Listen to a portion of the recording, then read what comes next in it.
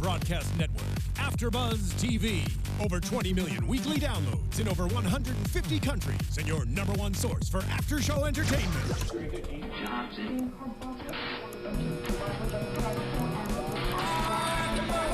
AFTERBUZZ TV, the destination for TV superfans. Producing aftershows for over 300 of your favorite TV shows, interviewing celebrities and showrunners, and bringing you behind-the-scenes exclusives. All thanks to E! Entertainment's Maria Menounos, producer Kevin Undergaro, and internet leader Akamai. Now, let the buzz begin!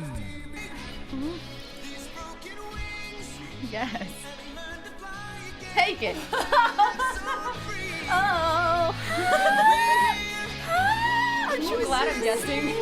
Thank you for tuning in to the Lucifer After Show here at AfterBuzz TV. All right, let's cut Mr. out. We'll keep Mr. where they belong in the 80s. Not in the 2016s, but I guess the 80s are coming back. Guys, thank you for watching the Lucifer After Show here on AfterBuzz TV. Of course, we're talking about Season 1, Episode 6, entitled Favorite Son. How fitting. Oh, he's a daddy's boy. Aw. This is a great episode. I think this is probably my favorite of the season so far. Me too. Before we get into everything, I do want to tell you guys to remind you to follow AfterBuzz TV on youtube.com/AfterBuzzTV as a subscriber, and then go on Twitter and do the same and follow them. If you have a moment, hit that thumbs up video if you enjoy our discussions on the show, because that helps us out a lot. And go to iTunes. I'll be doing some shout outs later in the show of the people who rate and commented in the last week for our Lucifer After Show here on iTunes. Okay, so I do have to tell you guys, and I have to tell the fans, because I think people were excited from last week at the speculation of having the showrunner. But the showrunner, Joe Henderson, will be on our show next week. Very exciting. We will be taping our show on Tuesday. So Tuesday at 7 p.m., I believe, Fired! You're fired! Yeah, I know. I think think Tuesday do Saul at 7, right? Next Tuesday, next Tuesday at 6 p.m. we'll be doing the Lucifer After Show instead of Mondays at 11, because that's the only time that Joe is available. Because apparently the cast like to get together and watch the show together, so we couldn't get him right after the episode. But we will have the showrunner. So be sure to tweet us your questions that you have, so we may ask them, because that's what we want to do here, because we are the middleman between the fans and the creators and the producers and the writers. If you'd like to tweet us your questions, tweet me at Stephen Lemieux, STPHENLEMIUX. Again, I am one of the hosts of the After Show, and joining me tonight, we got a stocked panel of people you don't really recognize aside from Sam, but they are no less good than I am. They're amazing, and I've worked with Alikona before for a long time, Lacretia on a few other shows. She's joining us on the Sleepy Hollow, the Better Call Saul panel. Better Call Saul, and I've been on Sleepy Hollow. Where can we find you on Twitter, Samantha? You can find me on Instagram and Twitter at Samantha_Benitz.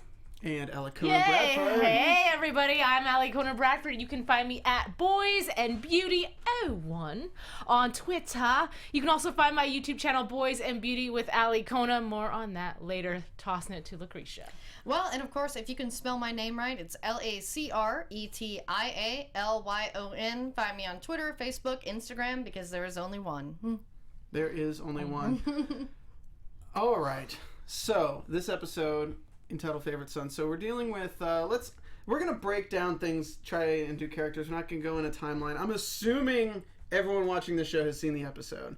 Yes. I'm assuming everyone at this table has seen the episode. Indeed. Yes. Saw it, loved it. It was amazing. Fresh off the boat. All right, fresh off from seeing the episode. So let's talk about Mazikeen and Dan. So Dan finds out that Lucifer is involved in the thievery and the murder of this week by something in that storage container belonged to him, but in the warehouse it was all kind of black market illegal goods. Right. So Dan thinks, okay, how can I drive a fork between Lucifer and Chloe? Let's make Lucifer guilty and let's find out what he's hiding. So Chloe asks him to do that. He goes over to the bar because obviously the first thing you want to do is intimidate a demon. So he and dig up a little facts. And speaks with Mazikeen. Do you think that he would have had his time better spent just looking it up outside of the bar? No, but I mean, I enjoyed it, and I really thought she was going to have sex with him. So when she didn't, I was like, oh, that's it? Dang. I think she wanted to. He had to be game. So I think it was his unwillingness. Not if you can knock someone out. You just knock them out. That's true.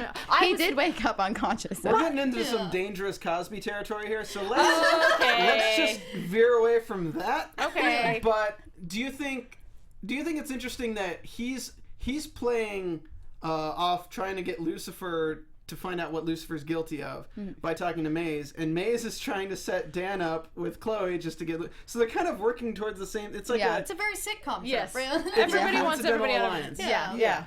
But what do you think of what Maze did to him? That was so funny, honestly. It's just like, it might be deemed sexual assault since we got on Cosby a second ago. She did take off his clothes, but it was so he would have sex with his ex. But I think that her mentality was hilarious because obviously she's not really a human, so she doesn't quite know how all this stuff works, right? So her situation is, you just take a man, you make him naked, lay him in a bed, and some girl will want him. Well, yeah, that's didn't the naked work, man. Yeah, that's her It works one mentality out of- for 2 sure. out of 3 times. She's all about that. But the cool thing is Dan totally was not feeling it. And I was very shocked. I'm like, wow, I'm kind of impressed, Dan, because he is a single man. He's a cop. I thought maybe he'll utilize his opportunity here. Take advantage of a sexy demon being all over him and offering she is herself sexy. totally. Yeah. Maze is bae. I saw one of our commenters say that last week. Maze So is I know they're bae. feeling it. But nonetheless, I was impressed. So it did make me think that there may be a reconciliation in the future. What did you think of Dan's reaction upon waking up in Chloe's house naked? Like The best. Yeah. Because when I first saw it, I was like, wait, did she take him all the way back to Chloe's house to sleep with him and then left him there? Like, That's what I was I was like, did wondering. they sleep together? And then I'm like, oh, he's just at the house naked? Well, this is awkward. Yeah. I thought he was at a hotel. I didn't recognize the house at first until he looked and there was a picture of his daughter and his wife, and I thought, oh, he's at home. He slept with her, and now he's having guilty feelings because he sees his wife. No, he's at her house. Right. Oh, Yeah, I okay, was a that's little what's going surprised on by right now. that, too. Yeah, and I love that the daughter caught him. Trixie, she's too cute. Yeah, and she was smart too. She's like, so I want chocolate cake Yeah, every about the day. deal. Mom, I'm thirsty. I was like, ooh, little girl. I do have to say, though, we learned something new about... We're talking about Maze, Dan, and Trixie at the moment. We did learn something new about Trixie this episode. Trixie is the daughter of Chloe, but obviously Lucifer's charms work on Trixie because Trixie was compelled to eat the chocolate cake by Lucifer. So what this makes me believe is perhaps Chloe isn't special DNA-wise. Perhaps she's special in other ways. So I'm wondering, what does that mean when your biological child does not have the same abilities as you do? But I don't think that was necessarily proven because I feel like all he said to her is, if you want something, you should go get it. He didn't necessarily say, what do you desire? And she said, chocolate cake. I think it was intended. That really would have. They should have shown if that was the case. I think it was intended that way because when you look at a character like Trixie, they've built her up to be a very intelligent child. Right. They've built this character to be somebody who knows between right or wrong. So when the way she explained what happened, he just asked me what I truly desired. Like, no kid's gonna be like, oh, that nice little mister just asked what I truly desired. Be like, oh, he asked me what I wanted, and I wanted the cake. It's like, what did I truly desire? And that's word for word how Lucifer compels people. Right, gets their answer. So I think it's interesting to speculate that Trixie doesn't have the powers that her mother has. But here's what I think. I think that Chloe represents that game changer girl. For all of us girls who love romantic comedies and we hopelessly believe that we are going to be that game changer girl for some hot boy, I think that's what she represents to him. There's always this guy that's a player, right? And he'll go play her, and her. And there's this one stubborn girl that won't fall for his charms. Exception, right. And it's a challenge. And then all of a sudden he falls for her. So I think that that's what Chloe represents. I don't know if I necessarily think it's some supernatural, some whatever it could be that protects her from his charms. I just think she's that girl. And if it is, it could be like a hereditary thing, and it may not have happened to Trixie because she's partly Dan's child. So maybe it just didn't end up happening. But to me, even Dan, Maisie didn't work on Dan. So that was interesting. Like, both Yeah. of them Did she try? seemed Does to she be have immune. that power though? Yeah, I know. I she's wasn't got sure a if little she bit of had that seduction, power. so I'm not really sure, but it was interesting to see. Dan didn't fall for it either. So Trixie's a little, and maybe there's some issues with the parentage there. I mean, but we could speculate, but I doubt it. But yeah, it's just like, do they really have powers, or is it just they're dead inside because they're cops? A lot of people in the chat are angry at me for saying that he compelled her. It's not that he compels people, he reveals their desires. The thing is, he can't reveal Chloe's desires. That's the difference, is if Trixie revealed her desires, which I'm assuming she did. I mean, this is all speculation, to be honest. But as I'm assuming, as she explained it, and I think that was the writer's intention, then it goes to show that there's something special about Chloe. Right. Now, to what degree it is, We don't really know. We'll get into it more later, but of course Lucifer doesn't have his wings, so that could be what's attributing to his mortality. It might not have anything to do with Chloe at all. It might be it might have his lack of wings be attributing to his mortality, and then Chloe's just special in the way that he doesn't affect her. There might be two separate situations going on there. Right. But moving ahead with Dan, we have this whole situation of Taco Tuesday, which if we're in LA, and we are all four in LA, we all know what Taco Tuesday is. Yeah. Oh, yeah. There's actually like a restaurant right down the road that has dollar tacos for Taco Tuesday here. So And good. Del Taco. And Del Taco.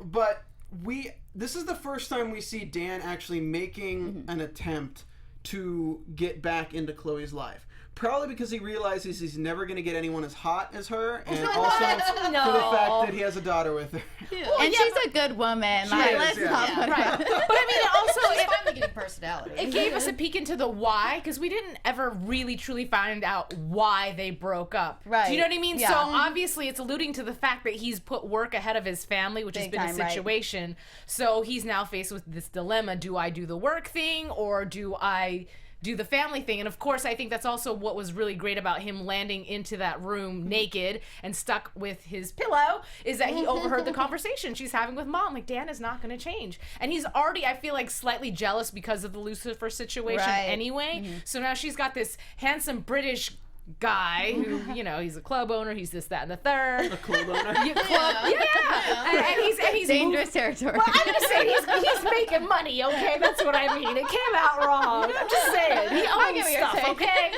And he's an real man. entrepreneur. Anyway, so I just feel like someone's moving in on your territory. Before it was your territory, nobody wanted it, so it wasn't a threat. Now there's a threat. And and he's hearing his girl say, because he keeps saying, you know, we're working stuff out, we're separated, we're working out. You ain't doing none of the work, homie. Well, and it's not just with Chloe; it's with Trixie as well. Right. Because you saw, I don't know if anybody else noticed on her door, it said "No boys allowed except for Lucifer." I didn't catch that. That's It's cute. like, you know, and he's stuck in there naked, and I'm sure he saw it, and it's just like not just his, wife, but his daughter is like enamored with this, devil. Actually, this is irrelevant to this episode, but I do love the fact that every time she sees Lucifer, she's like, hey, gives him a big hug, and he's just like, oh, God, like this thing. I'm like, you like her inside. He does like her, you can tell. And that was cute. And you see her with the cake, and she's just trying to lie for the longest time, like, I swear I didn't eat it. And then until they're confronted with the whole situation about how important it is to not lie, and Bit then, him in the butt. Yeah, and I love how they're pressing her for that. And of course, it was like an awesome parallel to have him come in later and be like, no, this is a game, we're not going to worry about me being naked. We're going to just have you not tell anything to Mommy, and all's going to be okay. And, and of course, he had to exchange, a year's worth of cake. So, Yeah.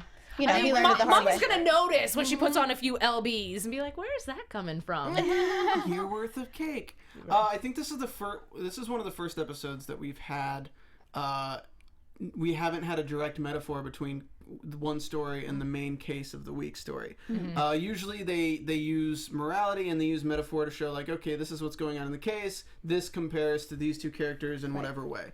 The only thing that I could kind of put together is that Lucifer trying to become who he really is and kind of dealing with the issues and having something stolen from him could technically be gone to Dan, where Dan only truly realizes, as Dr. Linda sells Lucifer, you don't realize what you have till you lose it. And I think that's kind of what's corresponding with Dan and his family, where he hasn't really realized what he's lost until now. He's like really on the verge of losing it, because as they made a point to say, like, are you divorced? No, you're not divorced, you're separated, so you still could have it.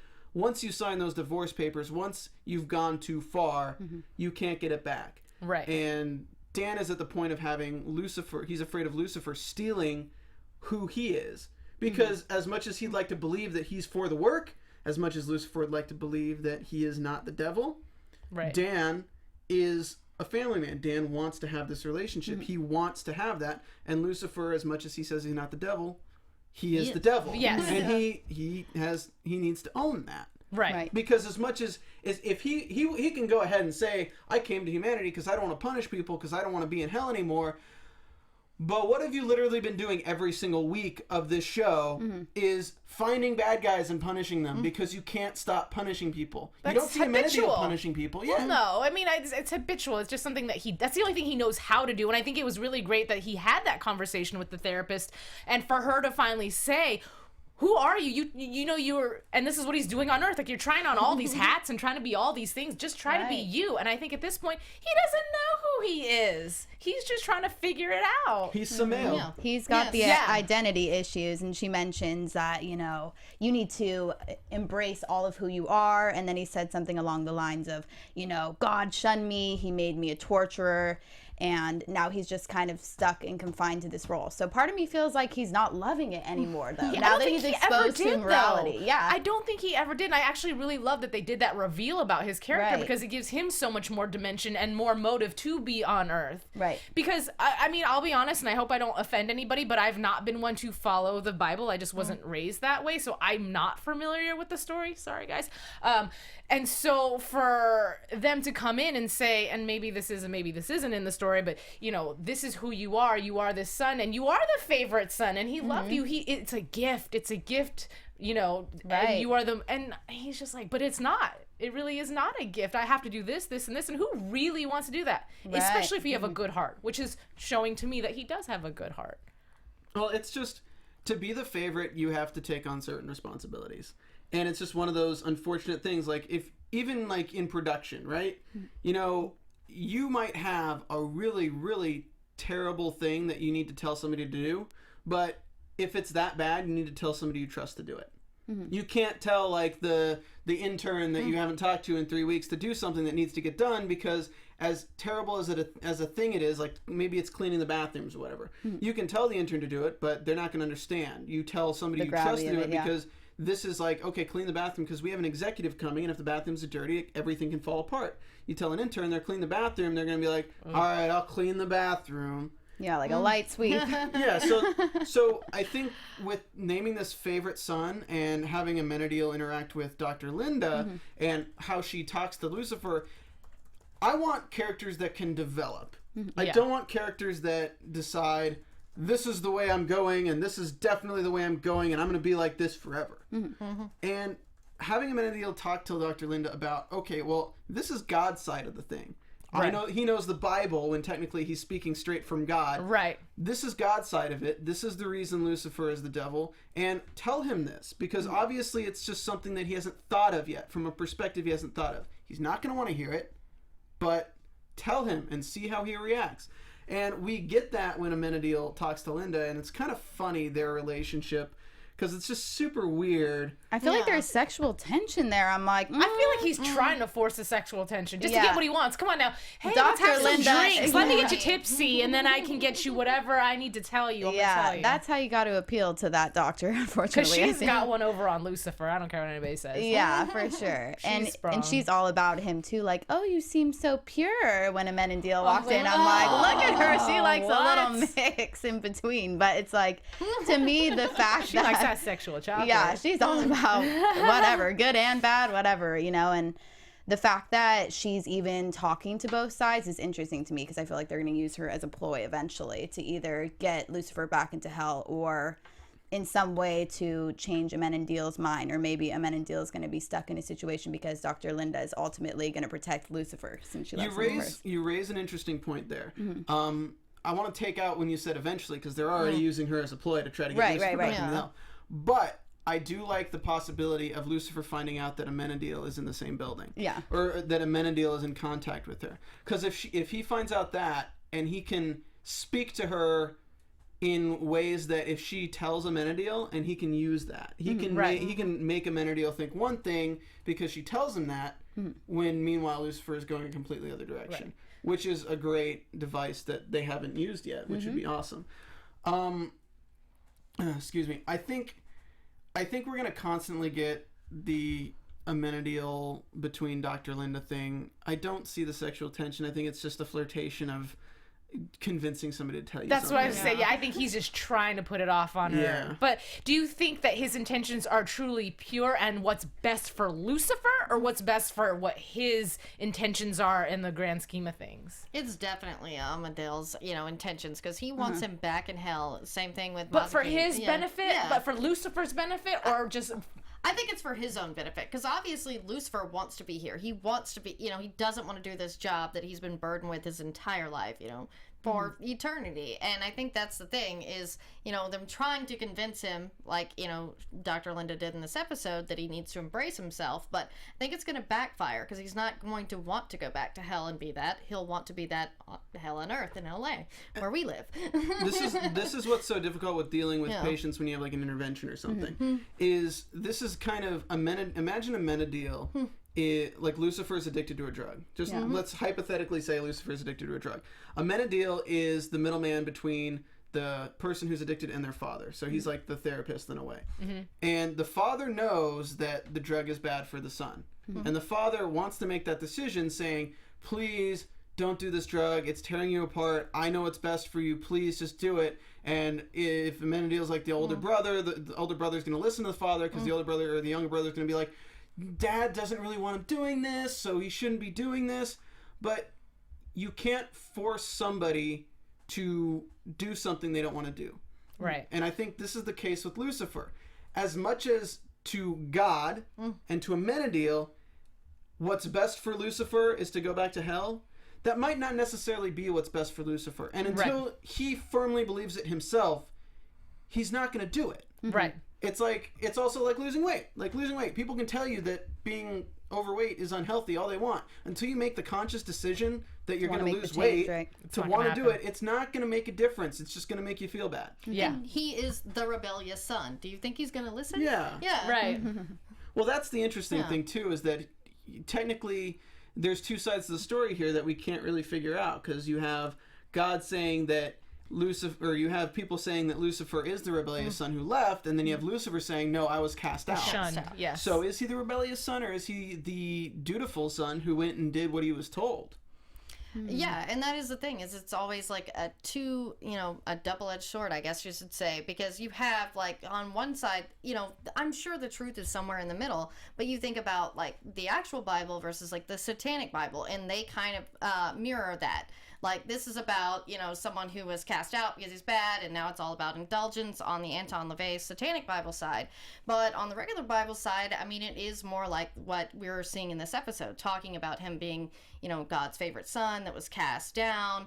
And so, yeah, it's just really interesting to see that they brought that up. And I'm surprised that they didn't bring up the other version of the Bible. I love that you said that because, one of the things that Lucifer says right before he gets angry and punches a hole in the wall is that, I've been burdened with everyone thinking that, there's this guy talking on your shoulder and I'm forcing people to do bad things. I don't force people to do anything. They choose to do it, and I'm left to deal with them once they do it and torture them for the rest of their lives. How fun is that? Yeah, and that's basically what the Satanic Bible, says. It's all about self-indulgence, but the funny thing is they leave out the, you will reap what you sow in hell. Got it. So Interesting. Religion 101. I do have to say the scene between Lucifer and Dr. Linda in the end was very powerful. Yes. Oh, yeah. Because, and I gotta give Tom Ellis props when they're deserved, because this role has been something of you're a playboy all the time. It's a fun role to play. And, you somewhat question if an actor can really be serious in a role like that. We actually really saw that this episode. Yeah. And it really showed his acting chops when he goes through this, and he's like really into it. It's not a devil and God thing. It's a father and son relationship. Exactly. And it's very human. Right. It's which very is what's relatable. most interesting. Yeah. And that's sort of the whole point, is making him more human. And so to make this father-son analogy, even with using the Bible, this is something that everyone can relate to. Yeah. Absolutely. Fun fact, for those people who are or are not Tom Ellis diehard fans, because I know the diehard fans know this already, but the irony in this whole situation, his father is actually a pastor, and so is his mother, his sister's husband, and his uncle. He comes from an entire family in ministry, and here he is playing the devil. I know, I read about that, and they were all, a little, worried about it at first, but then they saw... It was cool. Yeah, they well, that's what understand. they said. As soon as he mentioned that the script was very, lighthearted and it had, good themes in it, it was something that they would, they were able to accept. They get it. Yeah, and they know he's a talented actor and all that and the above. But what I was going to say originally as well about the doctor conversation that they had earlier, is she also mentioned that when angels fall, they must rise. So that was an interesting analogy, because I feel like with the wings being gone and now clearly he's going to be on a mission to get them back, will that be part of his rising? And what does it mean for him to rise? Like, is that him actually staying on Earth, or is that him no longer being in his role as a Punisher? I don't know. I mean, that's a tough question to answer, because none of us know the answer to it. Yeah, Right. Like, if you were to guess. If I was to guess, I'd say to rise in one way doesn't mean it has to be the same way you fell. Right. To rise as a human, per se, could be a possible explanation. It doesn't mean he needs to be an angel. It doesn't mean he has to go back to being an angel. It just means he has to rise to the person he was meant to be. So whether that means the person he was meant to be as a human, the person he was meant to be as an angel, if he goes back to hell and rises back to hell, like, I don't know. Ooh, because actually, there's so much a play on words in that. Right. Well, I find it interesting because obviously mortality is creeping in on him, and he can't get shot because he'll bleed. But his charms still work on people, and I'm wondering if it fades on certain people, because when the gentleman jumped off the roof, before he jumped, he said, "Stop," and he seemed so shocked that the guy still jumped. He was like, "But wait, he didn't listen to me." Do you know what I mean? Yeah. So I'm wondering if he's capable of also controlling people's behavior to a certain extent outside of just charms, because it seemed like that really upset him. Well, he's obviously losing his power. Right. I've been saying it since the football player episode, where it took him 3 times to get to the bottom of what the guy really wanted. I think that he's slowly losing his charm power, and Chloe might be responsible. Losing his wings might be responsible. I'm going to ask you a question really quick, and this might blow your minds a little bit. Let's say Lucifer becomes mortal. Okay. Right. Like, let's say to the point where he can bleed, he can die. Okay. Does he go to heaven or does he go to hell? And what happens when he goes there?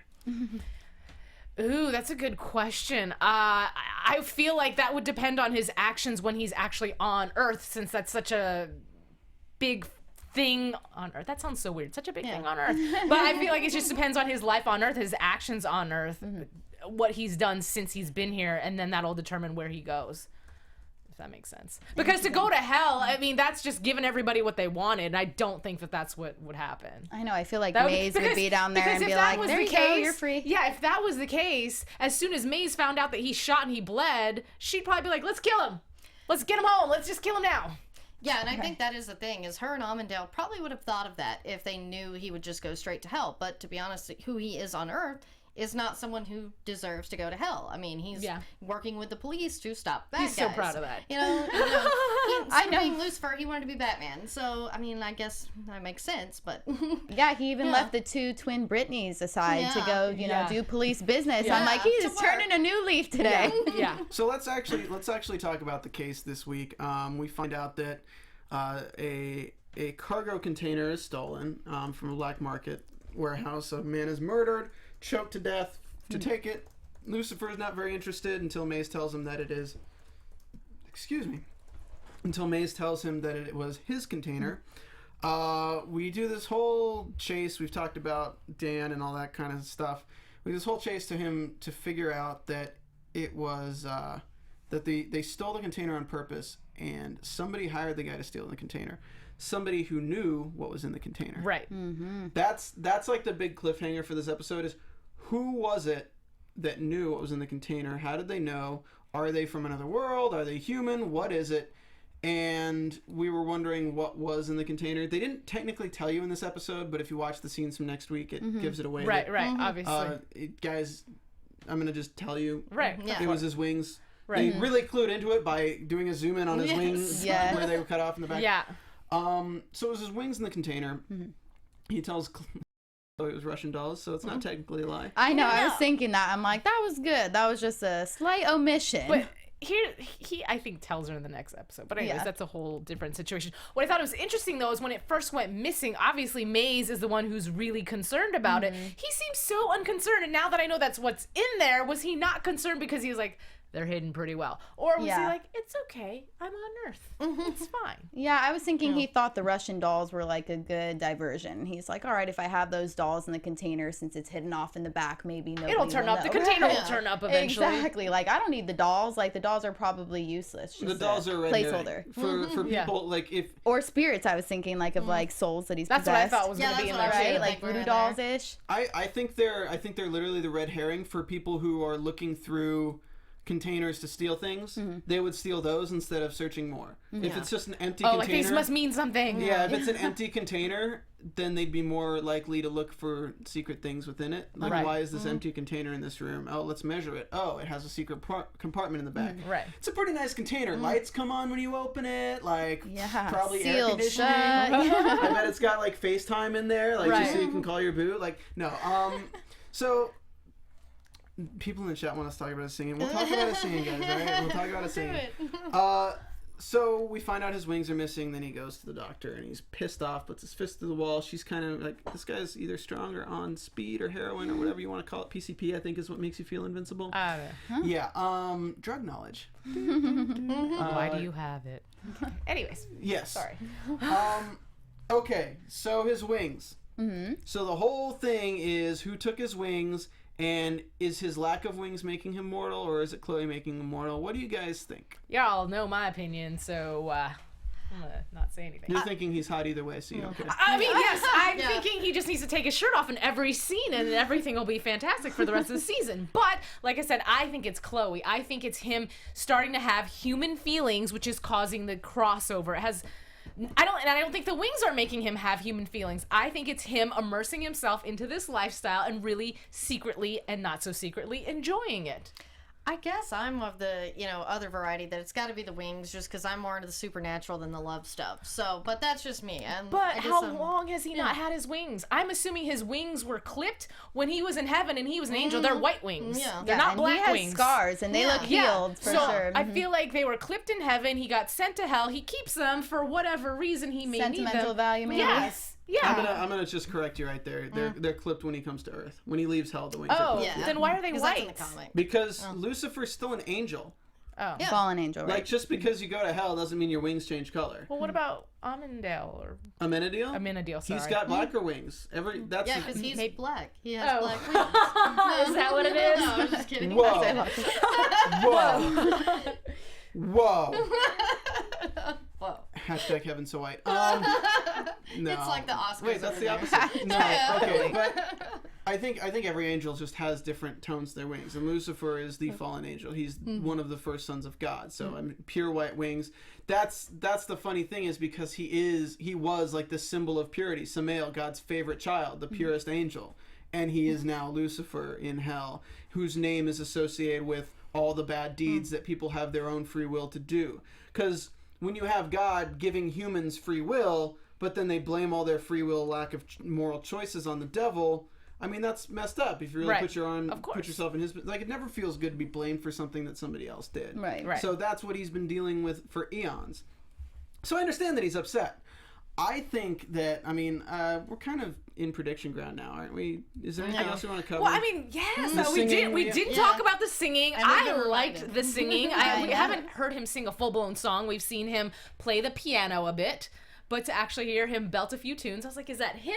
Or Yeah. did somebody else sing it and he's just lip singing for sake of the show? So he's singing. Oh, Wow. That's Tom Ellis singing. I didn't know And he he could can sing. play the piano as well? I believe so. I like him. I know Wow, he very plays the French. multi-talented. He plays the Talented. French horn. I know that much. Very musically That's all inclined. I Good know. for him. I did read an interview with D.B. Woodside, who plays Menendil, and he said that he's obviously the older brother, and he always does the right thing, Menendil being that.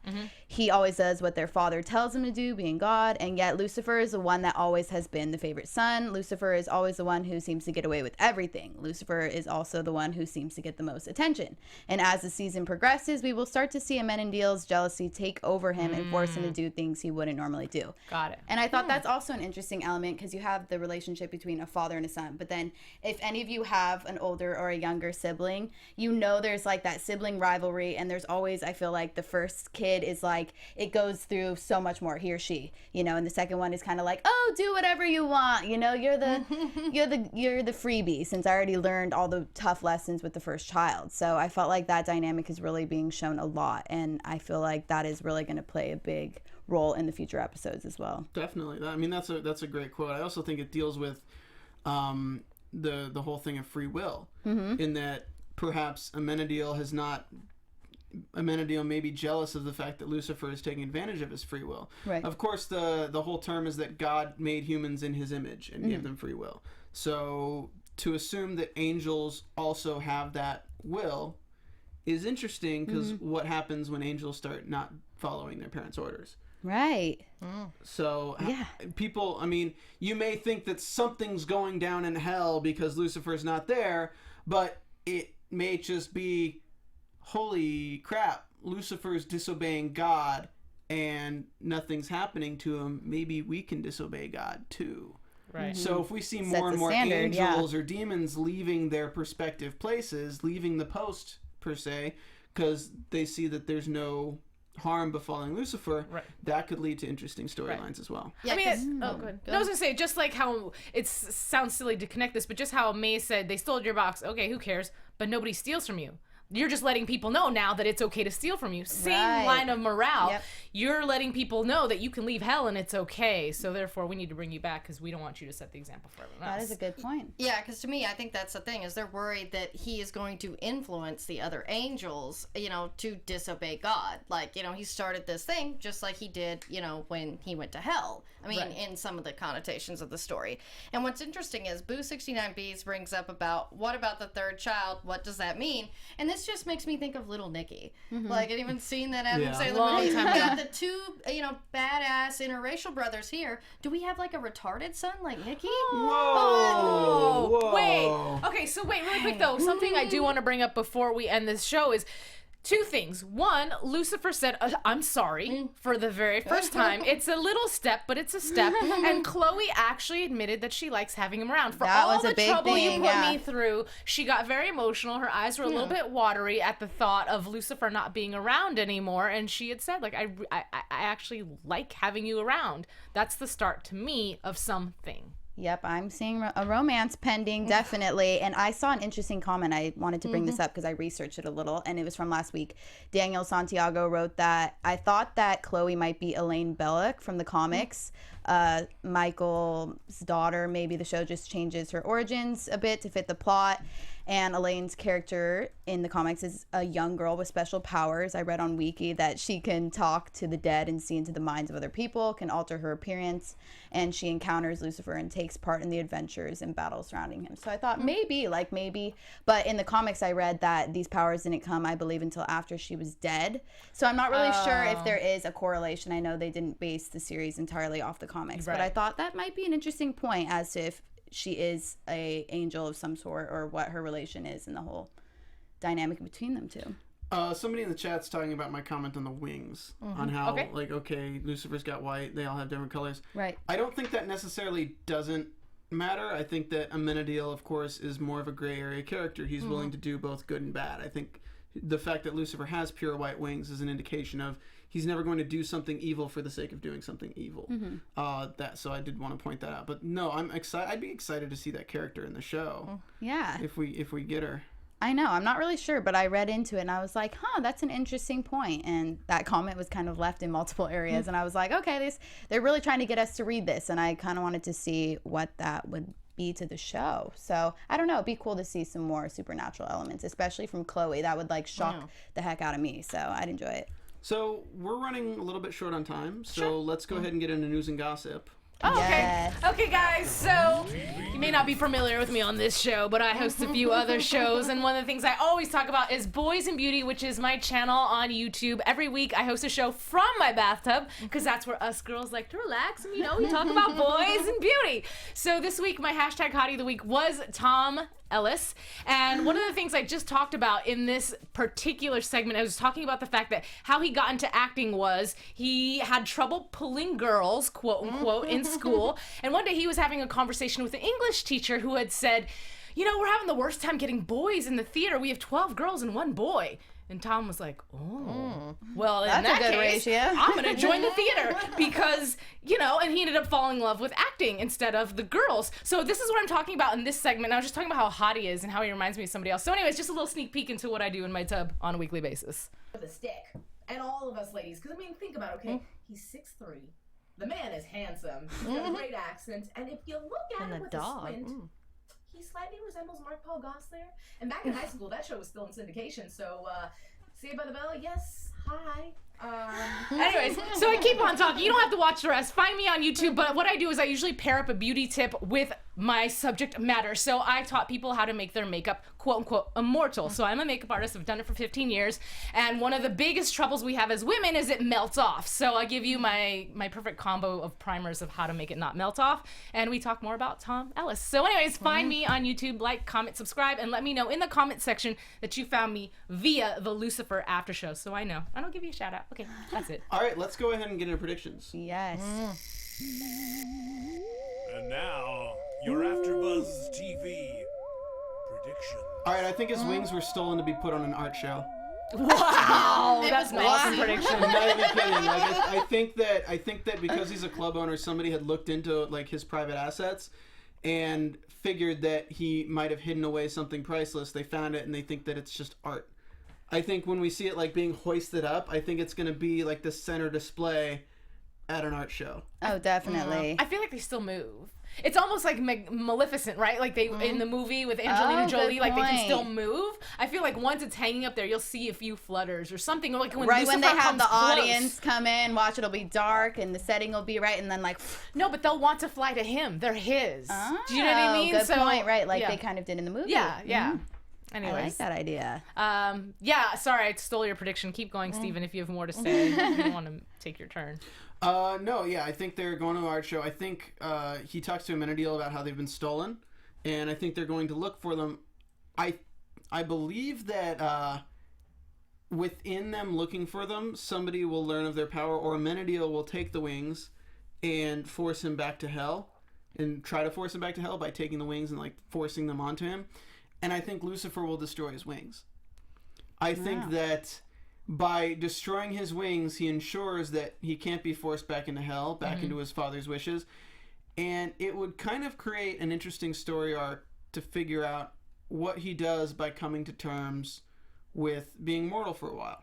Because there's no way he can get them back. Like, that's why I'm excited to see like what would happen if he was killed. Where would he go? Would he go to heaven? Would he go to hell? And of course, that's straight from Little Nicky in a way. Like, do something and then get killed and go somewhere. He just keeps going back. Yeah, but if anyone has the ability to give him his wings back, it would be God. Yeah. Or if anyone has the ability to heal something, it might be Chloe with her powers, whatever they are. But yeah, I think love is her power. I believe that he'd be okay destroying his own wings. He's just not okay somebody else having them and not by his permission. And spoiler from the comics, but obviously they don't really follow it as much. He does destroy his wings in the comics, so that is one of the plot lines, but then he does get them back. What's the significance of destroying the wings? Like, what does that do? I think it's he destroys them whenever he thinks that's how he can stay on Earth and as do his past. Okay. And it's sort of like, again, being the rebellious son to destroy these wings that he'd been given. Right. Okay.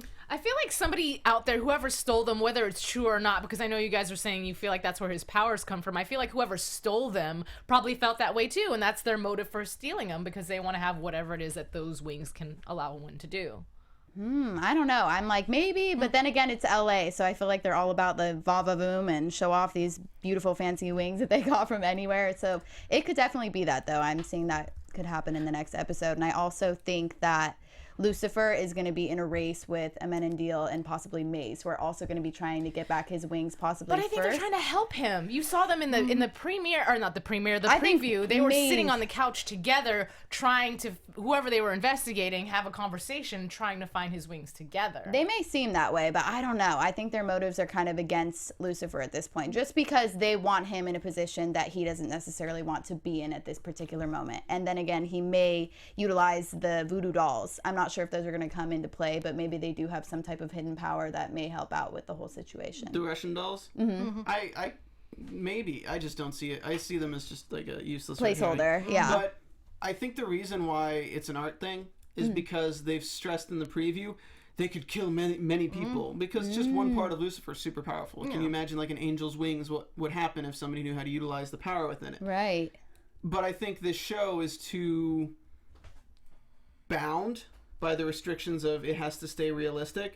Like we can't suddenly have fireballs going through the sky and killing millions of people. It just wouldn't make sense for the show because it's very realistically set on Earth.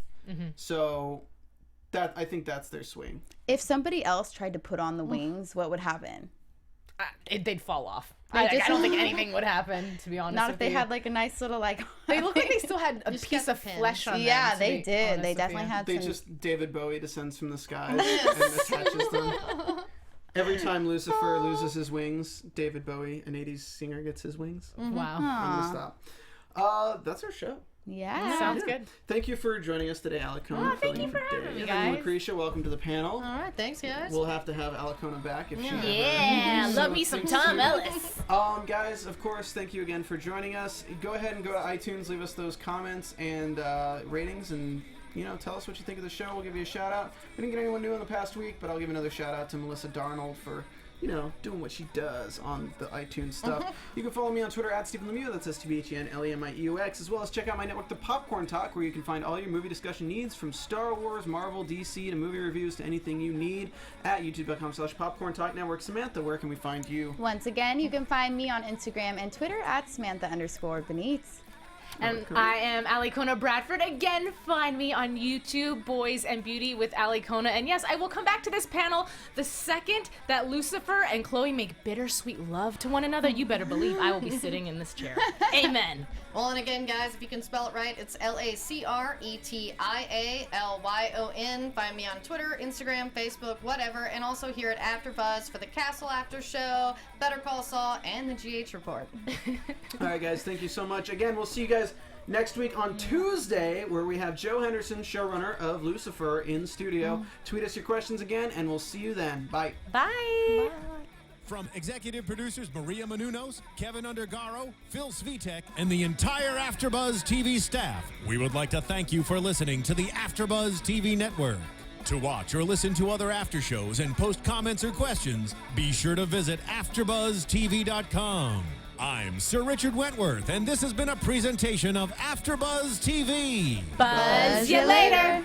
The views expressed herein are those of the hosts only and do not necessarily reflect the views of AfterBuzz TV or its owners or principals.